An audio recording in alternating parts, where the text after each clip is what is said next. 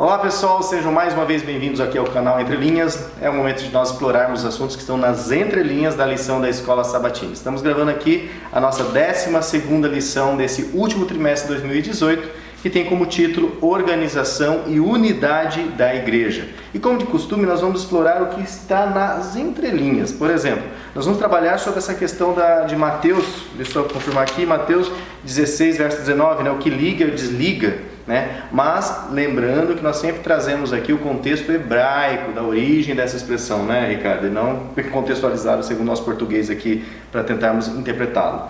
Vamos trabalhar sobre a questão da disciplina externa, disciplina interna. Fiquem ligados porque tem muita coisa relacionada a esse tema de disciplina e que hoje as igrejas estão precisando ouvir um pouco dessa lição.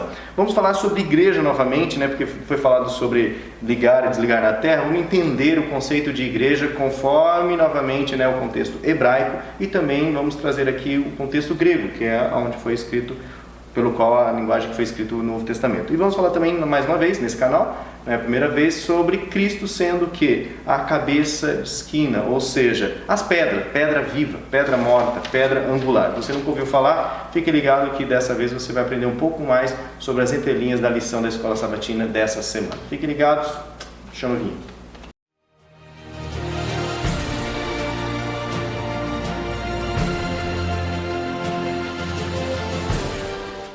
Bom pessoal, esse é o momento então de nós agradecermos aqueles que comentam no canal, que dão seu joinha, que se inscreveram no canal, que estão chegando agora no canal Entre Linhas. E também não se esqueça de deixar o sininho acionado, porque daí você é avisado todas as vezes que nós produzimos aqui algum vídeo novo e aí você pode assistir, comentar e participar aí dos conteúdos, beleza? Nós vamos agradecer aqui. Se você não curte muito esse momento, tem um link aqui para você pular essa introdução. E também lembrando que aqui na descrição do vídeo nós temos aqui o link para o grupo do WhatsApp, Família Entre Linhas 1.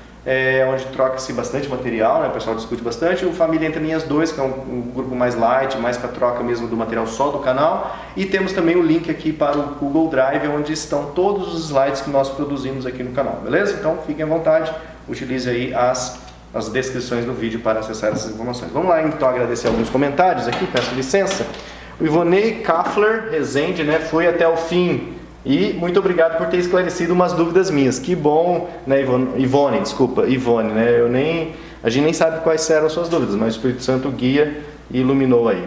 A Adna Pinto Bezerra, colocou aí uma carinha. Marcelo Eduardo Quintão, sempre vou até o fim, é isso aí, Marcelo. NSP, agradeço a Deus em primeiro lugar, depois a vocês por compartilharem tanto conhecimento conosco. Pessoal, é muito importante, nós tentamos compartilhar com vocês. Nos ajude a compartilhar esse conteúdo com as outras pessoas, Vocês estão se beneficiando aqui, a Jaqueline aprendendo sempre mais, que Deus ilumine e os proteja todos os dias, amém. E o Paulo Maurício Pereira de Lavor comenta: fui até o fim, tenho aprendido muito com vocês, parabéns. Santos Domingos comentou, vários comentários aí, aproveitem que estão aí nos vídeos, vocês podem ver diretamente. Nosso muito obrigado, pessoal, porque quando você comenta, o YouTube entende que o vídeo realmente é relevante para as pessoas. E aí ele sugere esse vídeo para mais pessoas aí das suas redes sociais, beleza? No mais, a gente apela a vocês, como um trabalho missionário, se você gostou, se você está aprendendo, se isso está despertando o seu interesse a mais pela palavra de Deus, pelo Rei do Universo, então ajude-nos a disseminar esse material, tá? Coloque os links nos seus grupos de WhatsApp, desde que o grupo permita esse tipo de coisa, tá? Não seja conveniente. Divulgue aí nas suas páginas no Facebook, no Twitter, onde você participa e tem suas redes sociais, por favor. Coloque lá o link, pessoal, assista aí, o pessoal está trabalhado, já vão completar 2 anos agora em fevereiro, o pessoal tem trabalhado, nós 3 temos aprendido, e hoje nós estamos, Lúcio, Alexandre e o Ricardo, completo, o trio, os 3, raridade, nos últimos tempos. Então assim, nos ajude, é muito importante que você faça o seu trabalho de formiguinha, disseminando aí o conteúdo, com certeza mais pessoas vão se beneficiar, beleza? Bom, vamos ao que interessa então, as nossas entrelinhas. Organização e unidade da igreja. E aí nós vamos ver aqui que já no sábado começa assim, como adventistas do sétimo dia, somos cristãos protestantes que creem que a salvação ocorre somente pela fé no que Jesus Cristo realizou pela humanidade. Não precisamos de uma igreja nem de uma hierarquia da igreja para receber os benefícios do que Cristo fez por nós. Essa frase ela praticamente já resume a nossa lição, né, Ricardo? Mas temos aqui alguns slides para nos aprofundarmos aqui. Vamos lá? Bom, eu vou então para trás das câmeras para comandar a câmera e vocês ficam aqui com os slides. Pode ir, Ricardo. Bom, vamos lá. Lição número 12. Organização e unidade da igreja. Nós vamos trabalhar aqui esses três conceitos: organização, unidade e igreja. Vamos começar aqui pelo conceito igreja.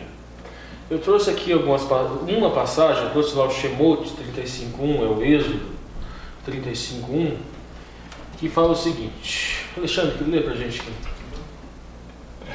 Embaixo, né? Aqui. Então fez Moisés ajuntar toda a congregação dos filhos de Israel e disse-lhes: estas são as palavras que o Senhor ordenou que se cumprissem. Isso. Então vamos lá. Aqui, essas duas palavrinhas aqui, eu separei aqui eu coloquei a transliteração e eu separei as duas palavras hebraicas e elas aparecem nessa mesma frase, que são utilizadas para se referir à igreja no Velho Testamento. E essa palavra aqui, que é o Kerel, né, que é o Kahal, que significa convocar ou reunir. Então a gente nota aqui, ó, então fez Moisés ajuntar toda a congregação. Esse ajuntar aqui é justamente uma das palavras que a gente encontra no Velho Testamento para a igreja. O Kahal, que significa convocar, reunir ou juntar. E a segunda aqui, que é ajuntar toda a congregação, que seria aqui, que estaria aqui na estrutura da frase adat, que seria o edá, que seria comunidade, público, congregação, grupo, testemunha ou preceito. Qual que é a importância disso? Para a gente desvencilhar aquela história de que igreja é prédio. Apenas metaforicamente, metaforicamente e escatologicamente se trabalha essa questão de pedras, mas é num sentido figurado. Esse prédio ao qual você vai não é propriamente a igreja, são as pessoas que estão lá. Isso sim é que é a igreja, é a congregação, essas pessoas juntas.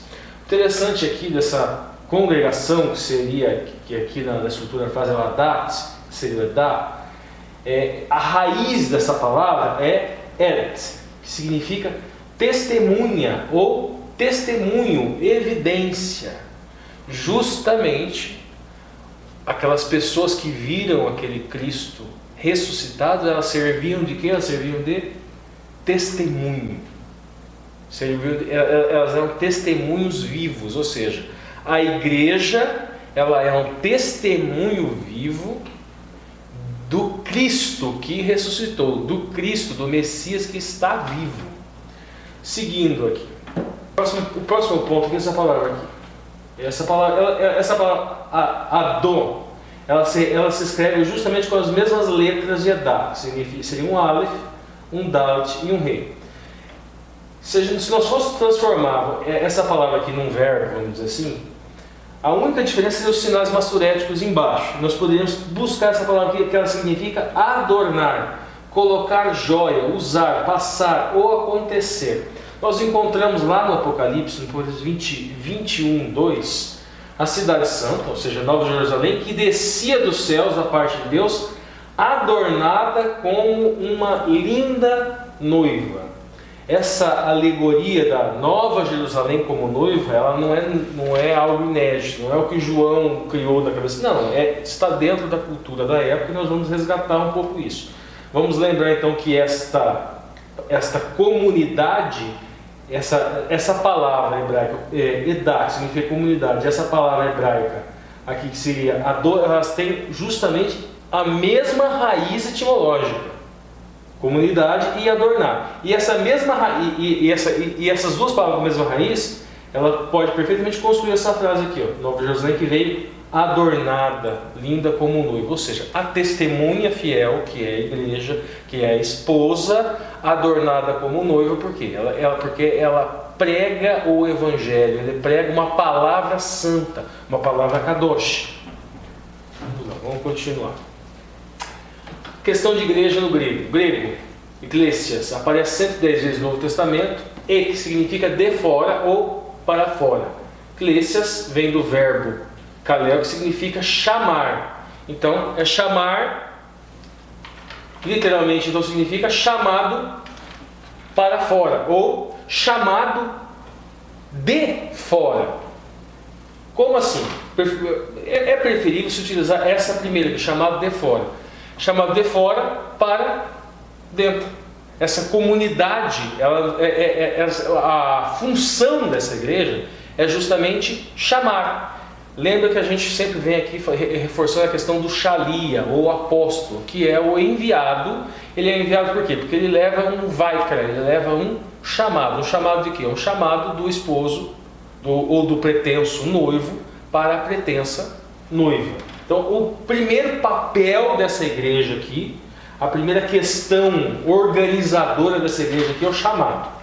Vamos continuar aqui. Quando a Bíblia foi traduzida para o grego, substituíram as palavras hebraicas kahal e edá. Seria assembleia, congregação, por eclésias. Originalmente, já falamos lá, né? Que significa chamar para fora ou chamar à parte.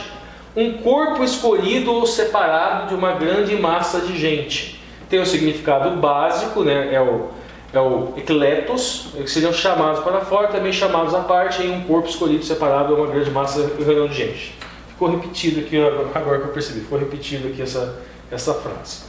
Vamos lá, vamos para o próximo slide. Agora vamos já começar no domingo, sobre Cristo, a cabeça da igreja. Isso, para a gente entender um pouco, veja bem, a gente sempre reforça aqui que o apóstolo Paulo não inventou nada, o apóstolo João não inventou nada, tinha todo um contexto, esse contexto estava lá no Velho Testamento, estava na Torá. Se a gente for ver, toda a base doutrinária está nos 5 primeiros livros da Bíblia, e existe um reforço nos profetas. E a gente vai buscar um pouco entender isso daqui. Vamos lá, primeiro ponto aqui, um ponto importante, até porque o Alexandre vai vir falar depois, a questão aqui, Mateus 16, 18. Vamos entender isso daqui. Pois também eu te digo, tu és Pedro, e sobre esta pedra edificarei minha congregação, e as portas do inferno não prevalecerão contra ela. Por que isso daqui? Muitos interpretam isso aqui e falam que essa igreja ela se organiza como? Ela se organiza da seguinte maneira: Pedro seria a base, e daí em cima de Pedro, e por isso que o catolicismo seria a igreja de Deus, se cria toda uma questão em cima disso daí. Mas vamos entender um pouquinho melhor. Primeiro no grego. Pedro, no grego Petros, que significa pedra pequena. E sobre esta pedra, e agora Petra, não é Petros e Petros, não. Aqui agora é Petra, que significa pedra grande. Edificarei minha congregação, minha igreja, minha edá, ou minha kahal. Tá. E as portas do inferno prevalecerão. Esse desenho que eu coloquei aqui para a gente entender. Primeiro, ponto. Pedro, enquanto pedra, faz parte dessa igreja? Sim. Existem dois conceitos. Primeiro, pedra viva e pedra morta. O que seria uma pedra morta? É a pedra que está lá na beira do caminho e não está servindo para nada. Ela não foi lapidada nem coisa alguma. Pedra viva, ela foi lapidada. Então isso aqui é uma pedra viva. Então, Pedro, enquanto pedra viva, seria isso aqui, ó. Tá, Pedro. E João? Também. E Marcos? Também. E o Lúcio, o Alexandre, o Ricardo? Também. Seriam pedras. Entretanto, veja, fica uma estaca para segurar, porque se tira isso aqui, o que acontece? Cai. Mesmo com todas essas pedras vivas, precisa de uma pedra angular aqui em cima. Essa pedra ela se alinha num ângulo que permite que todas as outras fiquem firmes enquanto igreja. Será que Pedro seria essa pedra? Obviamente que não. Vamos para o Velho Testamento, vamos entender essa construção. Aqui Salmo 118, 22. A pedra, e daí o hebraico Evel, que os edificadores rejeitaram, tornou-se cabeça de esquina, lerosh pinar. E aqui a gente vê na segunda aqui, ó, Cristo é a cabeça da igreja. Cristo é lerosh pinar, que é justamente cabeça de esquina. O que fala aqui no Salmo? Fala da construção do templo. E havia uma pedra que ficou rejeitada, e foi justamente aquela pedra que foi a base de toda a estrutura. Seguindo, Jeremias 51, 26. E não tomaram de ti pedra para a esquina, que even le pinar, ou finar, nem pedra fundamentos. Aqui, le even le mossadot. Esse even é pedra, e aqui mossad é fundamento. Cristo é even mossad. Ele é a pedra fundamental. porque te tornaras numa assolação perpétua, o Senhor te Jeremias. Tá? Então, Even é pedra, pedra preciosa, rocha, vaso, recipiente. E por que também um estudo etimológico da raiz de Even, raiz, Av, que seria ancestral, ancião, chefe, mestre, profeta, criador ou base. Em Pedro se aplica essa raiz. E Pedro seria ancestral de toda essa igreja, seria ancestral de Israel, apenas um ser que pré-existia, inclusive antes do Espírito, o gerar no ventre de Maria, é que poderia ser ancestral de todos, ancião, chefe, mestre, profeta, criador.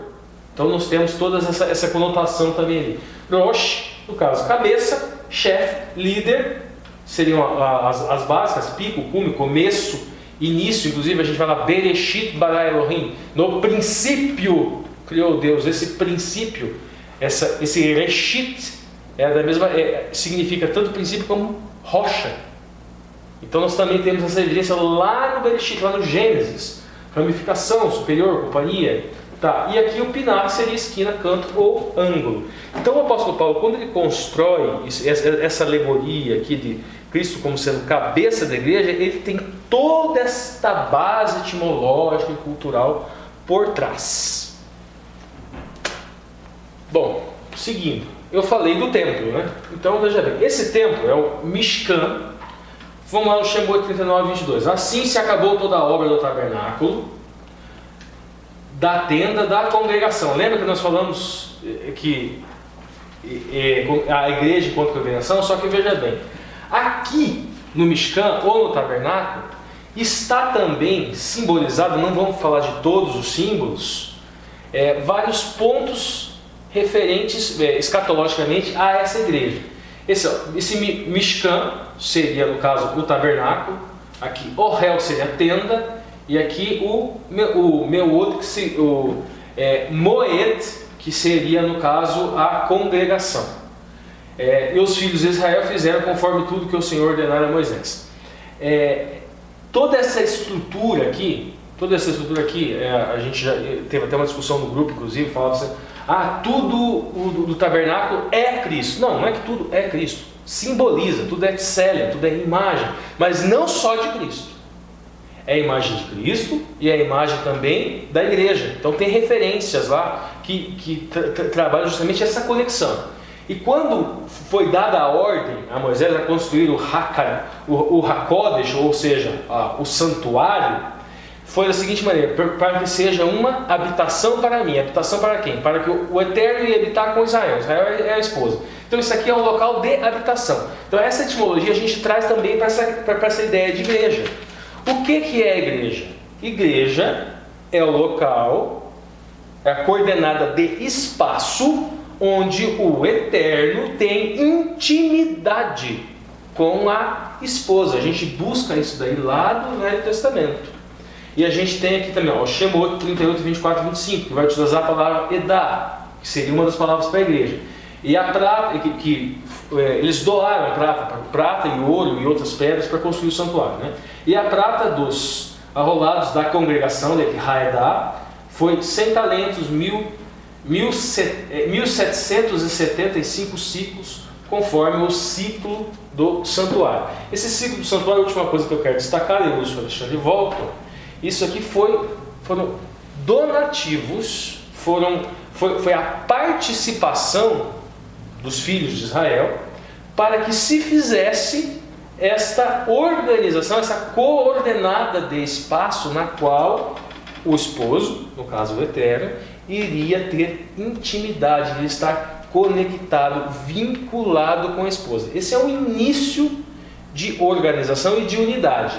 Esta estrutura de prédio é que permitiu essa unidade. Unidade enquanto igreja é possibilidade de intimidade com o Eterno.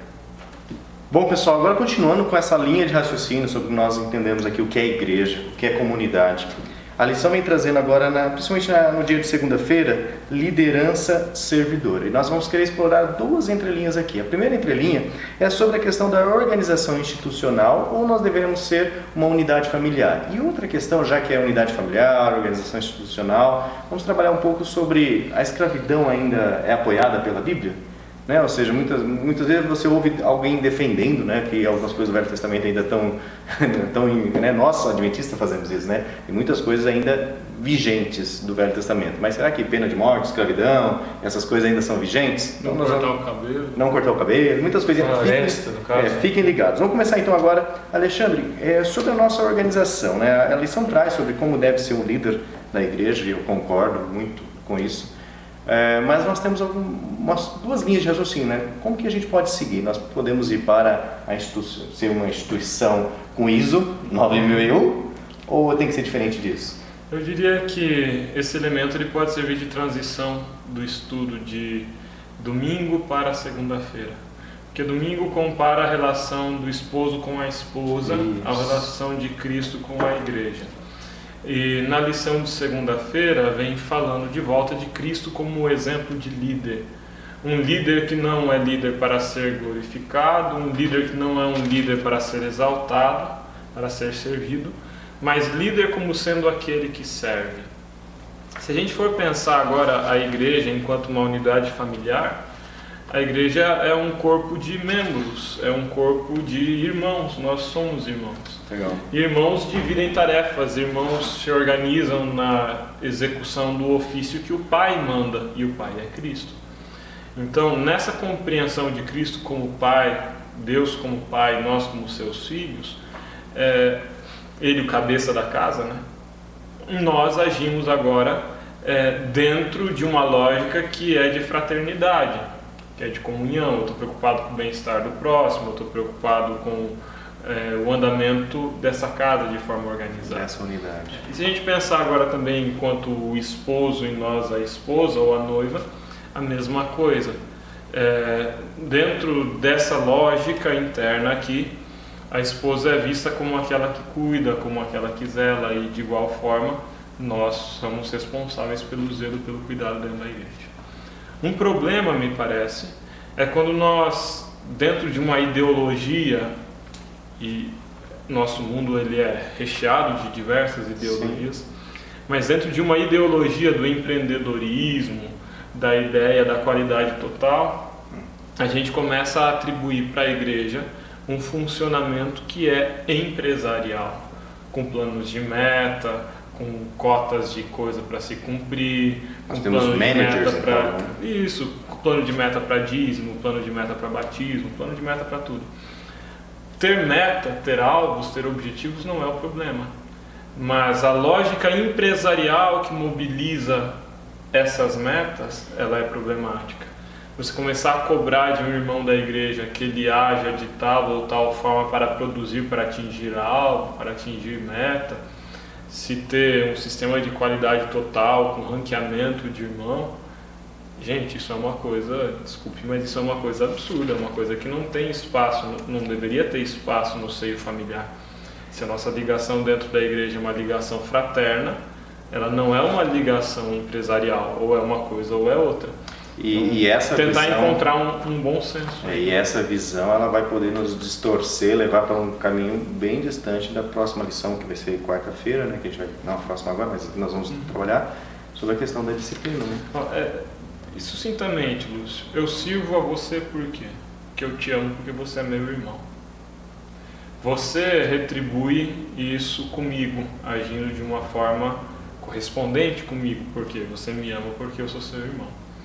Quando a gente começa a estabelecer as lógicas internas da igreja com uma lógica empresarial, dentro de uma empresa eu recebo o meu salário porque eu trabalhei e eu mereço.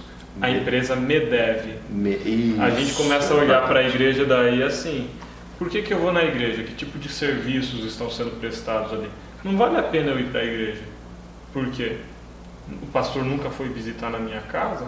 O que é isso? Você está pagando uma prestação de visita de pastor? Daqui a pouco o Eterno está devendo para a gente também. Daqui a pouco a gente vai começar a exigir cobrança de Deus, e é o que a teologia da libertação faz, né? Então, é entender que nossas relações dentro da empresa não são relações empresariais, são relações fraternas. E que aquele que lidera dentro de uma relação fraterna, ele é aquele que serve, ele é aquele que cuida, é aquele que está preocupado com o bem-estar do outro. Não com o bem-estar da empresa, não com o plano de metas, não com o lucro. Está preocupado com o bem-estar do outro, com a salvação do outro. E nem com o seu plano de carreira dentro da empresa, né? Porque às vezes você começa a fazer seu plano de carreira dentro da igreja. Eu fui professor auxiliar esse ano, no que vem eu vou ser professor principal, no outro eu vou ser diretor da escola sabatina. E no outro eu vou ser diácono, e daqui eu vou, nossa, quando que eu vou ser ancião? Sabe? É uma visão. Faltou um, né? Ancião-chefe. O primeiro ancião. Primeiro ancião. É, o primeiro ancião. Quando que eu vou ser primeiro ancião? Eu sou primeiro ancião. Meu, olha que mentalidade, vou colocar aqui, satânica, né? Porque lembre-se, né, dos apóstolos disputando lá, quem ia ficar do lado direito, quem vai sentar do lado direito, né? Isso não é um pensamento cristão. Me arrepio, porque às vezes você vê pessoas falam assim, não me importa ser primeiro ancião, não. Aí, primeira vez que tira ele do primeiro ancianato dele, muda de igreja, vai para outra, para ser primeiro ancião na outra.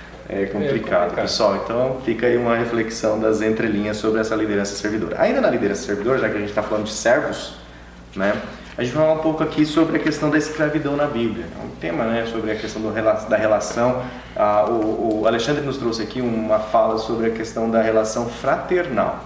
E como que funciona? Porque no Antigo Testamento nós tínhamos o escravo. E agora? É permitido escravo? 2 lições atrás até teve o caso do Onésimo, né? Isso. Sim, foi, exatamente. Então vamos lá, primeira coisa, tem muito intérprete, pseudo-intérprete, vamos dizer até, que gosta de criar mitzvot para o Olam, criar mandamentos para a eternidade através de uma exegética estranha. Se a gente for aplicar essa mesma exegética para tudo, fica complicado. Eu já falei um pouquinho sobre isso a partir do conceito do anacronismo um tempo atrás, né? Que é você julgar um tempo pelo valor do critério de outro. O que eu estou querendo dizer com isso para ficar mais claro? Vamos dar um exemplo. Tem muita gente que vai lá e pega, não, porque a Bíblia fala da pena de morte. Claro, dentro de um contexto histórico, dentro de uma estrutura de, vamos utilizar aqui Montesquieu, de freios e contrapesos, que o próprio Eterno desenvolve. Vale ressaltar aquela frase que a gente falou na tarde das câmeras, a pena de morte é homem matando homem. Isso. Uma autorização de um homem matar um homem. Então, Deus também diz que não se agrada na morte do ímpio. Mas o doador da vida pode tirar. Isso a gente é inegável. Mas o que acontece? Se nós pegarmos essa mesma exegética e aplicarmos a escravidão, a gente vai lá em Êxodo 20. Sim. A gente vai lá em Êxodo 20 e Êxodo 20 trata justamente disso. Você só não pode escravizar quem é da mesma fé, os outros podem escravizar. E agora vamos falar que a Constituição Federal Brasileira está errada porque ela criou liberdades individuais. Deveria ter escravidão hoje. Deveria ter escravidão hoje. Estão roubando minha propriedade. Então, vamos com calma nessas interpretações, até porque muitas vezes elas são precipitadas. E se a gente... é complicado esse tipo de coisa. Mas eu vou prosseguindo. A gente tem na lição de domingo, o autor fala um pouco que o apóstolo Paulo ele trabalha uma construção paralela, vamos dizer assim. Esposo, no caso, seria Cristo, seria o Eterno, e simbolizaria, ele faz agora um quadrado com o marido no casamento mesmo. E a igreja, e seria a esposa no casamento mesmo. E fala numa questão de submissão da mulher. Aí muita gente pega também naquela... Olha só, a Bíblia é machista. Já ouvi isso. A mesma estrutura de freios e contrapesos que foi colocada na escravidão, como que foi colocado lá na escravidão? É colocado aqui agora, mas vamos lá. Primeiro, como foi colocado na escravidão? O Senhor, no caso daquele escravo, ele deveria ser um Senhor tão benevolente quanto o Adonai o é, quanto o Eterno é. Ele deveria tratar esse escravo como filho, vamos dizer assim, porque é assim que o Eterno nos trata. Mesmo ele sendo nosso Senhor, nosso Criador, nós devemos servi-lo. Ele nos trata como filho. É só lembrar a parábola do filho pródigo. A parábola do filho pródigo. O filho pródigo estava lá no mundo, livre, liberto, e lembrava: os servos do meu pai vivem melhor que eu. Vivem muito melhor que eu. E ele volta, mas o abraça como filho. Deveria ser servo, mas ele é tratado como filho. E isso é uma estrutura de freios e contrapesos, vamos utilizar a expressão lá de Montesquieu, que o Eterno coloca no Velho Testamento e também coloca no casamento. Porque nota que o esposo tem que amar a esposa como Cristo amou a igreja. E como é que foi esse amor? Se entregou e morreu. Se entregou e morreu, deu a própria vida. Então, Ricardo, um outro aspecto interessante ainda é a gente pensar que o escrito, ele sucede o fato, ele não precede. O que isso significa? Só existe lei sobre a morte, sobre o assassinato, sobre a pena de morte, porque a pena de morte já era praticada antes. E agora a lei vem para regulamentar um ato que já existia. sim. Só existe texto falando sobre submissão da mulher ao Porque essa marido submissão já existia. porque essa submissão já existia. Então, se há algum traço de machismo aí, o machismo não está na Bíblia, mas está na sociedade, na cultura que escreveu a Bíblia. O que a gente estava falando. E se há algum trato de brutalidade Nisso. é o mesmo raciocínio, é porque estava na cultura. E se introduziu freios e contrapesos, utilizando qual instituto? No caso, amor, misericórdia e uma submissão, mas uma submissão de um senhor que é benevolente. Então, essa liderança servidora, vamos dizer, você ser um avadim, vem da palavra avod, que significa trabalhar, todos nós devemos ser servos do Eterno, escravos, devemos trabalhar para o Eterno. Nós somos chamados para, como shalia, como apóstolos, como enviados, para levar uma mensagem. Isso é um trabalho, isso também é ser um servo, isso é servir. E aquele que é Adonai, é aquele que é Senhor, aquele que é Adon, né, que é mais do que Adon, ele é Adonai.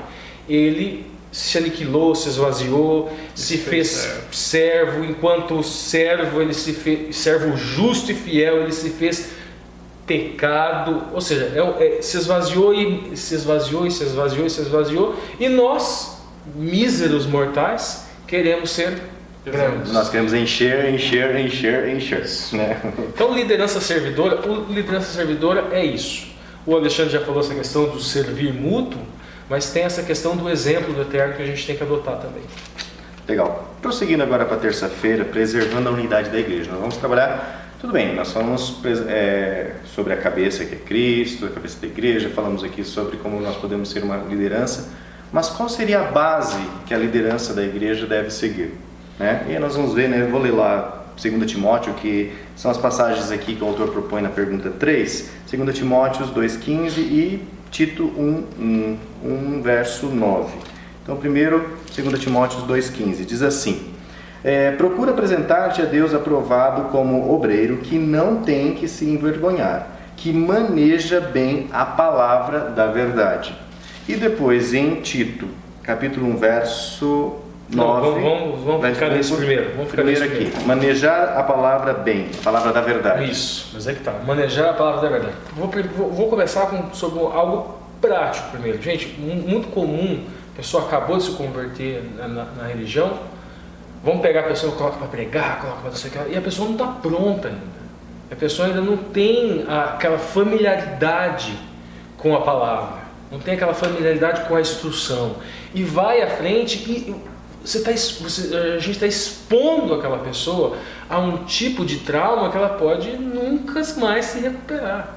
Tem que se preparar, a pessoa se batizou, precisa se dar continuidade ao estudo. A pessoa não está pronta, a pessoa já não está sabendo tudo não. Por isso que aquele momento na escola sabatina de alguém contar o informativo é tão valioso para preparar pregador. O Daniel Locutor, ele faz um trabalho maravilhoso com os vídeos. Só que, gente, não vamos deixar as escolas sabatinas das igrejas ficarem mecânicas. Ficar só com o Daniel Locutor lá no vídeo. As crianças da igreja, os jovens, os juvenis, eles precisam ler a carta missionária, contar a história, porque esse é o momento que a gente prepara pregador. Nossa igreja tem padecido da falta de pregadores em muitos momentos, em muitos lugares. Por quê? não se forma mais pregador. Se caminha assim, começa com a carta missionária, depois se participa na lição da escola sabatina, até que começa a se pregar nos cultos. Então, esse caminho para preparar o pregador é muito importante. Só fazendo uma entrelinha, né? Nossa igreja perdeu muito instrumentista, formação musical, quando a gente começa a usar só playback. Não tem mais a necessidade de desenvolver isso, talento. olha o exemplo que são os nossos irmãos na Congregação Cristã do Brasil, né? Os irmãos da Congregação Cristã do Brasil, eles têm um ministério musical fortíssimo. A Igreja Adventista ela é riquíssima em música. Agora, as músicas congregacionais não é comparável com aquilo que se faz na Assembleia de Deus, na Congregação Cristã do Brasil. Isso. Agora voltando, eu recomendo a leitura também, 2 Timóteo 2, eu recomendo ler o versículo 14 e o 13. Por quê? Lá atrás uma noção boa para a gente entender como se preserva essa unidade. E nós somos dispenseiros de Deus, ou seja, nós temos a chave da dispensa. E o que tem essa dispensa? Tem graça, tem misericórdia, tem amor. Tem um monte de coisa na dispensa. Sim, coisas prazerosas, coisas... O Evangelho é uma boa nova, não é uma má notícia, é uma boa notícia. Boa analogia. Então, a segunda coisa, Devarim, ou seja, a palavra. A palavra do Eterno, existem as mitvot, existem mandamentos, óbvio que existem mandamentos. Só que existe também, junto com aqueles mandamentos que mostram quão falho nós somos, o Aseret de Brot é para quê? Para que todos se enxerguem condenáveis perante Deus. Você olha o Aseret de Brot, você olha a palavra, os 10 ditos, e você, não só os 10 ditos, mas outros tantos, e você, nossa, estou perdido. Você olha aí Yoshua é a salvação. Aí, então estou salvo. Vou obedecer ao Aseret de Brot para a salvação? Impossível, mas vou fazer o possível para obedecê-lo por gratidão. Eu gostei dessa analogia de dispenseiros de Deus, já veio uma imagem aqui em casa. Você vai na sua casa, você entra na dispensa, você não pega assim creme de leite, né? Não, você tem que pegar arroz, um dia você pega creme de leite, um dia você pega... E até em sobremesa vai sal. Então você pega, então é boa essa analogia, né? Sim. Você tem que pegar vários ingredientes que estão na dispensa, não é que não estão na dispensa, estão lá. Mas... E aí onde entra a capacidade de você construir tudo isso. Saber manejar Tem bem. muita gente que faz assim, o a mais é uma desgraça, gente. Esse tal do a mais começa com todo aquele discurso de graça e usa o a mais, porque não consegue harmonizar as duas coisas. Tem aquela dificuldade, acha que são duas linhas paralelas que não se encontram.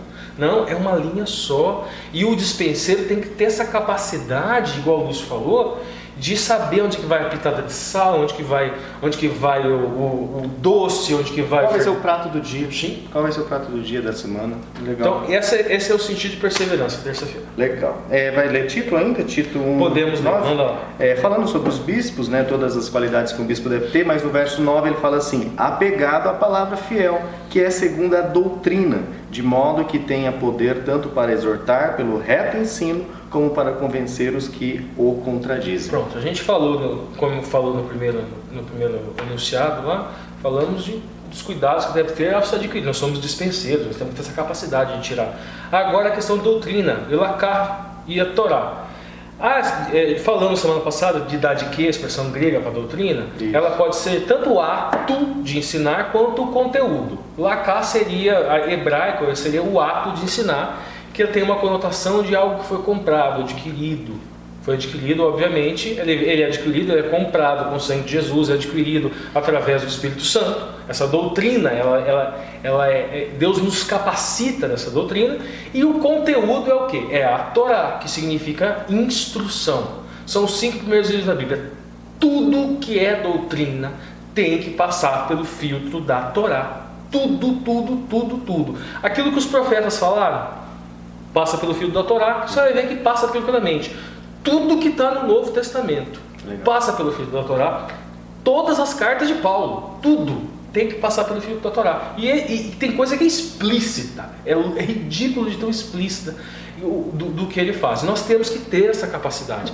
É o que o Lúcio fala, como que é, Lúcio? Você fala macrovisão. A macrovisão. Macrovisão, nós precisamos dessa macrovisão. E hoje em dia com a internet, gente, vamos atrás, tem muita coisa por aí. E avançando agora na quarta-feira, vou deixar minha Bíblia aqui, disciplina da igreja, né? Você vai ver que a lição está bem fluente, bem gostosa hoje, né? Nós falamos sobre a doutrina e realmente às vezes quando a pessoa meio que desvia do ensino, né? Aí às vezes as igrejas têm, né? Suas normas, suas regras, seus processos, seus procedimentos, né? Institucionais, né? Não da unidade familiar, mas pode também, sobre a questão da disciplina na igreja. E nós vamos trabalhar dois conceitos bastante interessantes aqui, e o canal Entre Linhas tem já trazido esse assunto recorrentemente, né, sobre a questão. Aqui nós vamos usar disciplina externa e a autodisciplina, que na verdade seria assim, a crítica externa e a autocrítica, né, Alexandre?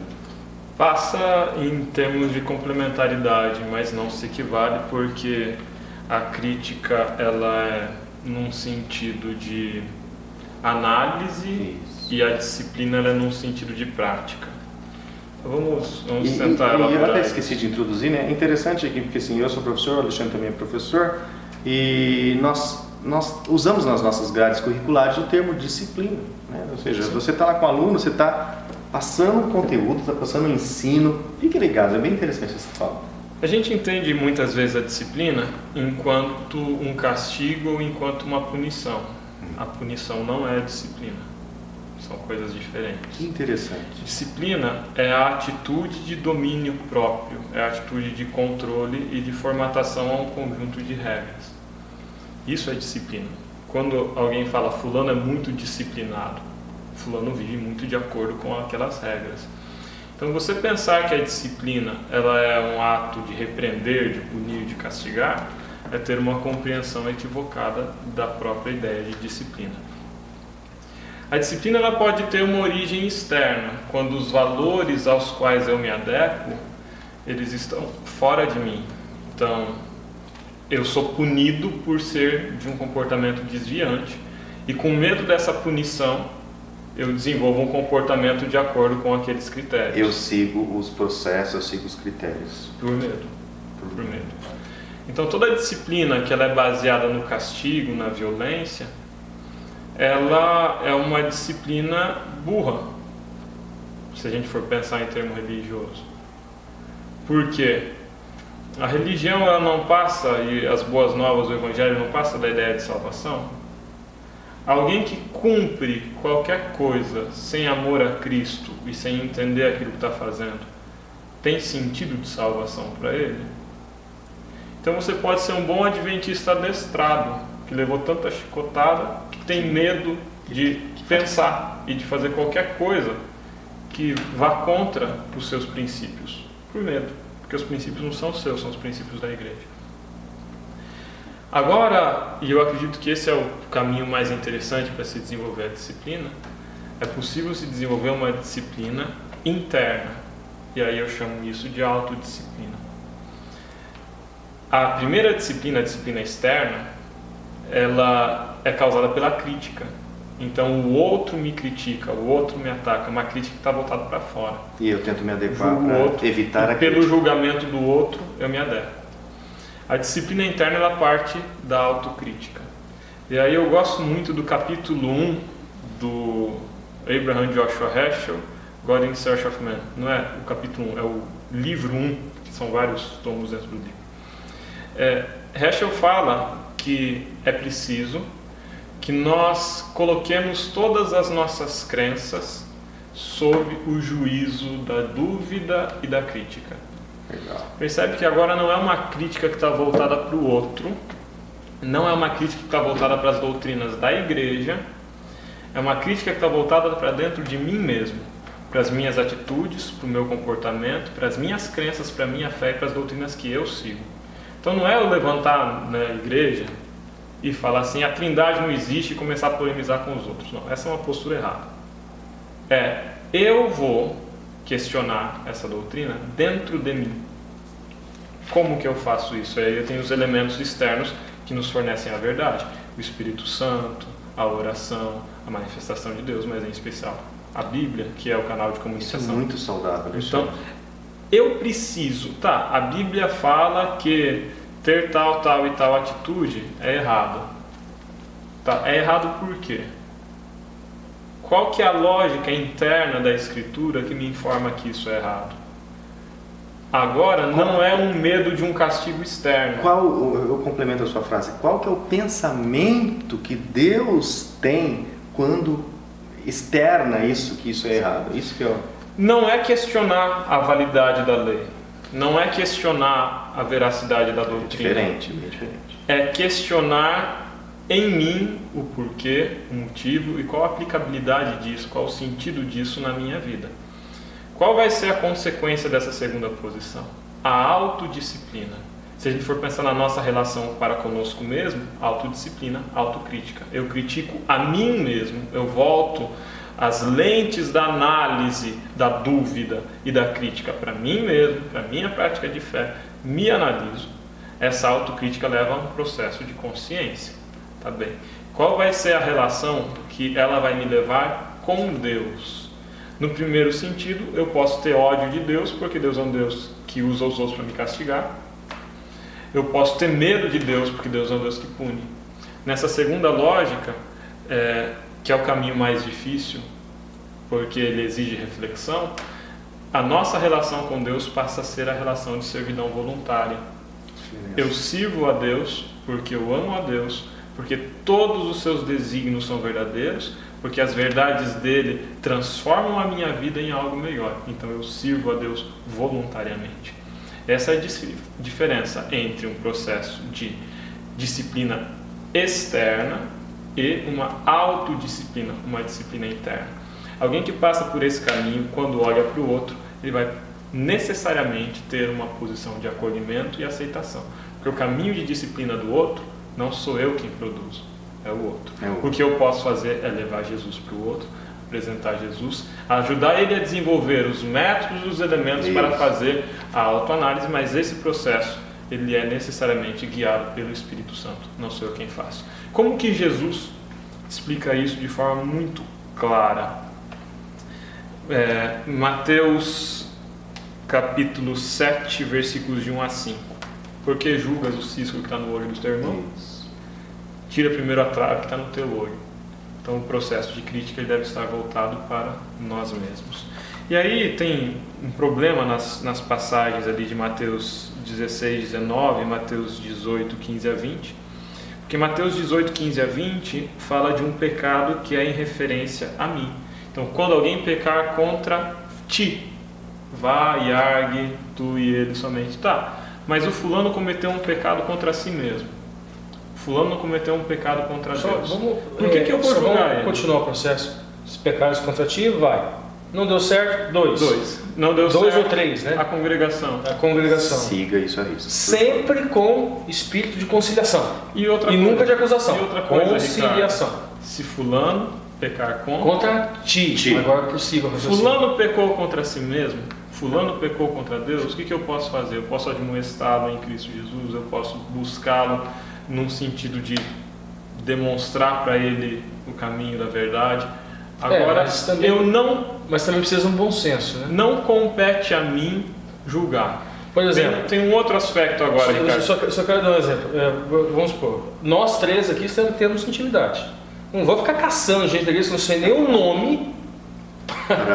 Porque em primeiro lugar tira a trave do próprio olho. Você se julga em condições, e seja sincero, essa é uma pergunta retórica e é exercício de autocrítica.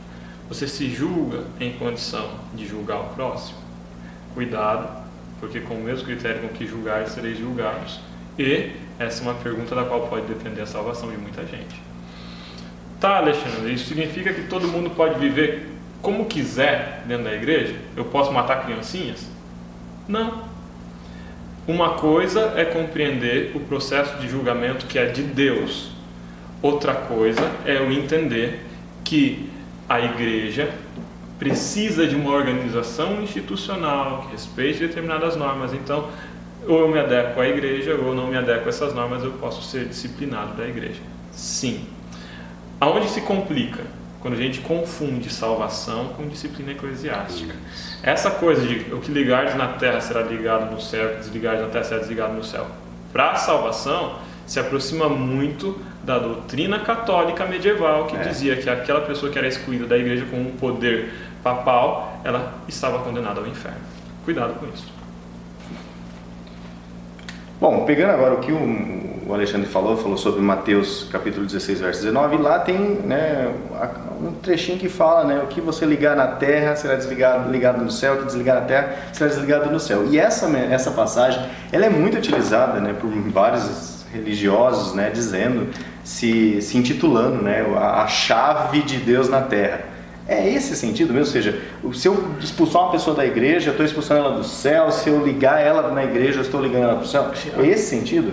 Não é. Eu pessoalmente não acredito. Até porque, venhamos e convenhamos, a lógica e o bom senso, ela demonstra que pessoas não julgam com 100% de infalibilidade. Vamos supor, uma pessoa excluída da igreja num processo, e esse processo de exclusão equivocado.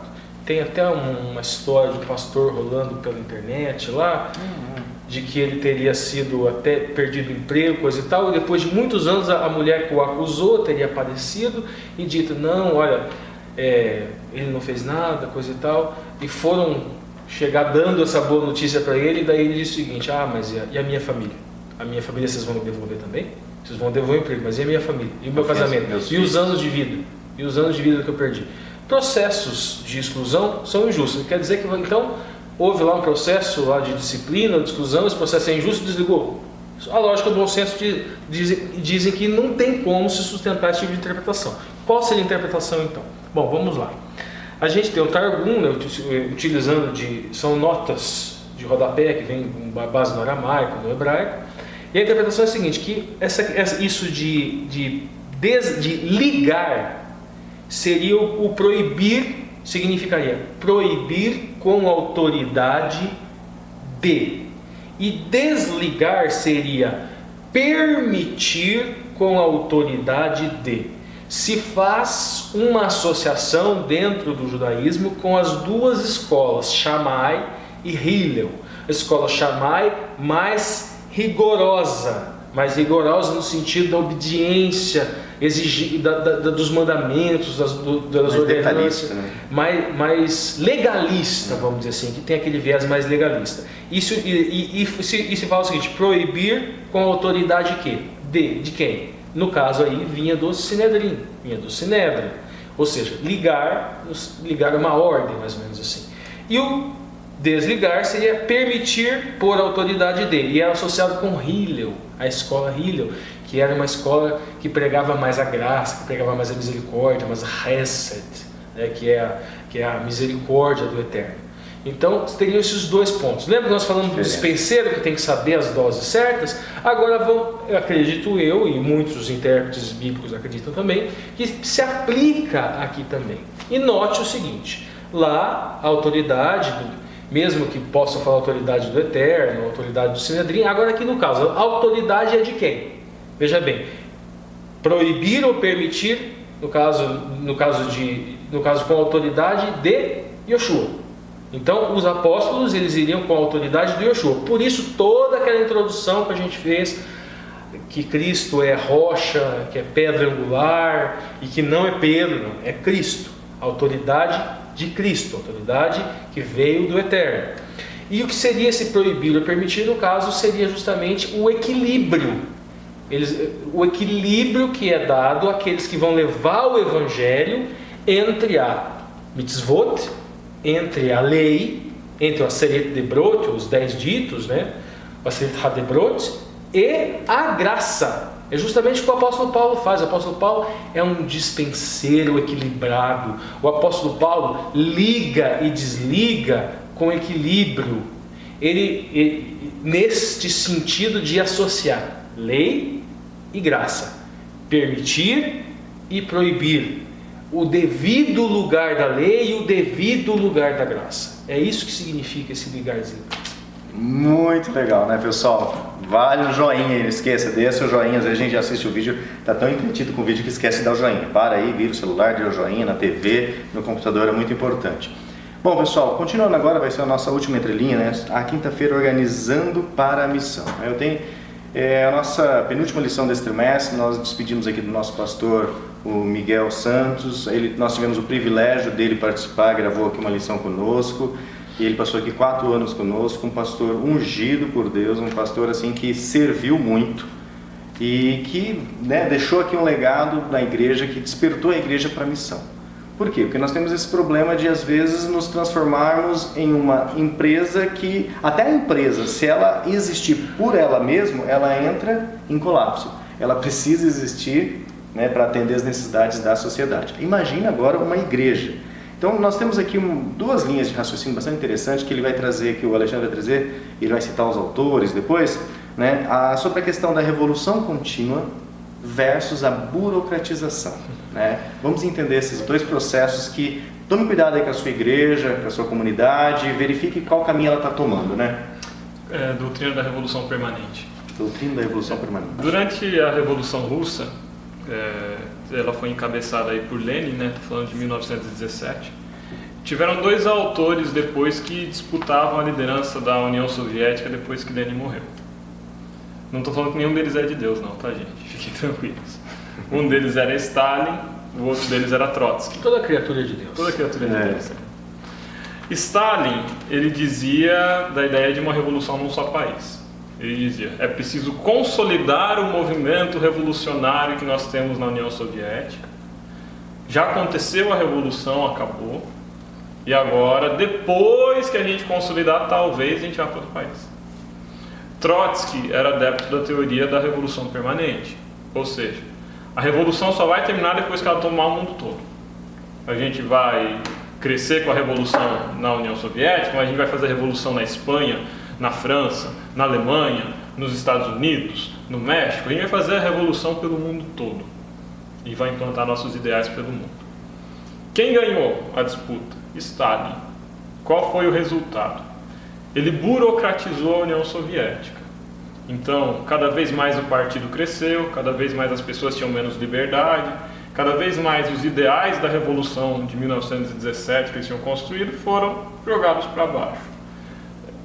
O resultado foi um governo autoritário, um governo violento e um governo extremamente engessado, um governo que era feito pela sua burocracia. O que isso ensina para a gente um pouquinho? Que a gente pode tirar algumas aplicações para a organização institucional da igreja. Qualquer instituição que se contenta com o lugar que chegou, que para de se expandir e que passa a estar preocupada só com os assuntos internos, ela corre o risco de passar por um processo de burocratização, em que a finalidade de todas as ações seja só preservar os mesmos grupos, os mesmos interesses, as mesmas castas, os mesmos organismos institucionais. Então o que a gente vai ter? Um monte de prédio bonito, um monte de construção bonita, um monte de evento que só atinge o público interno, um monte de música bem cantada que só atinge o público interno, um monte de sermão para o público interno. A gente vai ter tudo voltado para o público interno.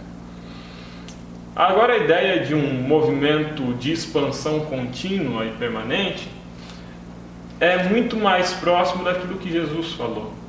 Jesus não falou, ide pregar o evangelho por toda a Judéia e Samaria e acabou. Não. Existe um movimento de ampliação da pregação do evangelho. E pregarão o evangelho por toda a Judéia e Samaria e circunvizinhanças até os confins da terra. Nossa principal preocupação, e essa é uma coisa difícil para mim, porque eu gosto muito do Ministério da Conservação e de uma pregação voltada para dentro. O Entre Linhas tem muito de um caráter de preparação interna, mas é preparação interna para sair. É preparação interna para pregar depois. É preciso que a gente entenda que o ideal de Deus é de uma igreja que nunca se acomode sobre si mesma, mas que esteja sempre relacionando-se com o mundo, relacionando-se com os outros e em processo de expansão. Esse crescimento deve ser um crescimento feito com qualidade, um crescimento pensado, um crescimento organizado, um crescimento guiado pelo Espírito Santo, fundamentado no amor, mas ele deve acontecer. Não é ficar contente com aquilo que conquistamos e investir apenas na preservação. Quem sabe nossos recursos devam ser menos usados em prédios suntuosos e mais usados na pregação do Evangelho. E tem uma frase do pastor Miguel que ele fala assim, ó, você líder, pense na sua atitude, no seu ministério aí. Qual é a ideia, qual é a função da sua atividade que você vai fazer, qualquer obra, qualquer coisa. Se é para algo interno, ele fala questione. Ele fala assim, sempre tenha em mente a prioridade de você pensar o que você está desempenhando, como que está a sua classe da escola sabatina? Está todo mundo confortável, todo mundo tem aquele momento gostoso, né, do sábado, então é só para isso? Né? A classe dos adolescentes, a classe dos jovens, né? Olha que legal, nós estamos promovendo, os jovens agora têm o que fazer no sábado. É só para isso mesmo, só para manter os jovens? Um aspecto importante, Lúcio, que é preciso a gente elaborar para não ser distorcida a fala. Isso. É preciso entender que muita gente que está dentro da igreja precisa ser evangelizada. Precisa ser alimentado. Não, precisa ser evangelizado. Lembra aquilo que eu falei sobre crítica interna e crítica externa? Sim. O evangelho começa pela Judéia também. Tem muita gente dentro da igreja que precisa ser atingido pelo evangelho. Isso não significa descuidar das ovelhas que estão no aprisco. É preciso atingir muitas pessoas da igreja com o evangelho. Como o Ricardo também falou na fala dele, né? Ou seja, às vezes a pessoa também tem os recém-batizados que precisam ser alimentados, mas não só os recém-batizados, temos pessoas... Pensa muito no sentido de estabelecimento de vínculo de relação. A gente não está falando que a igreja precisa crescer em meta de batismo. A igreja precisa crescer em vínculo, em comunhão, em convivência e em pessoas que se aderem a essa irmandade. Isso é muito diferente de pessoas que são lavadas numa água. Isso é pessoas que morrem e que ressuscitam novas criaturas em Cristo Jesus para uma nova família. Pessoal, essas foram as entrelinhas, acho que vai dar quase 1 hora novamente o vídeo. Estamos aqui concluindo. Nós gravaremos a nossa última lição desse trimestre, depois teremos um período de férias onde nós vamos tentar ter um modelo um pouco diferente, então se preparem aí. Espero que vocês também estejam se preparando para suas férias, quem tiver esse privilégio, né? Que alguns têm que trabalhar todo esse período.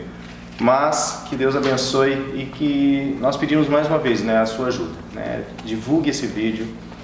Como o Alexandre falou, né, nós temos na verdade um viés para o Ministério de Conservação. Nós damos base aqui para você, mas dentro da igreja muita gente precisa conhecer o conteúdo do Entre Linhas. E eu vejo muitas pessoas fora da igreja que podem ser despertadas por saber que aqui na igreja adventista nós temos esse foco da autocrítica e da salvação unicamente em Cristo Jesus. E às vezes eles estão contaminados por alguma atitude errada, achando que os adventistas é uma seita fechadinha que só fica nela mesma, né, pessoal? Então, nosso abraço e até então a nossa última lição desse último trimestre desse ano de 2018. Tchau, tchau.